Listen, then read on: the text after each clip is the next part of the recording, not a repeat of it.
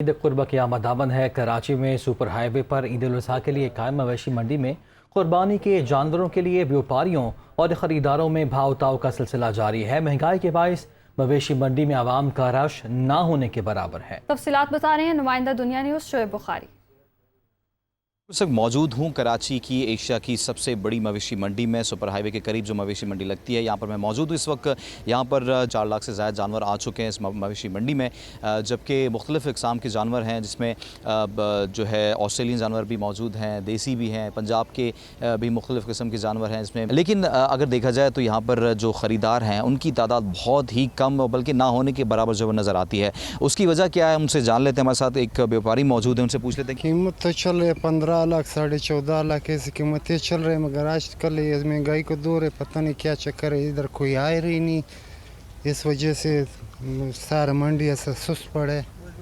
तो ये जानवर इतने महंगे क्यों हैं? जानवर तो शुरू से महंगे है, जो चीज़ बढ़ते हैं वो 4 चीज़ महंगे होते जा रहे हैं, चाहे चारा हुए, चाहे जो इसको खिलाना हुए, खाना पीना, सारा इसको महंगाई। अच्छा, आपके पास जो जानवर है इसकी क्या रकम है और कितने मन का है? इसका रकम 15 लाख, 15.5 लाख, 10 लाख, 8 लाख, 7 लाख इस कीमतों में। ये इसकी वो क्या है, यानी कि ये जो वज़न 18 मन, 15 मन, 16 मन ऐसे। सबसे जो सस्ता जानवर है वो इनके पास 3 लाख रुपए का है।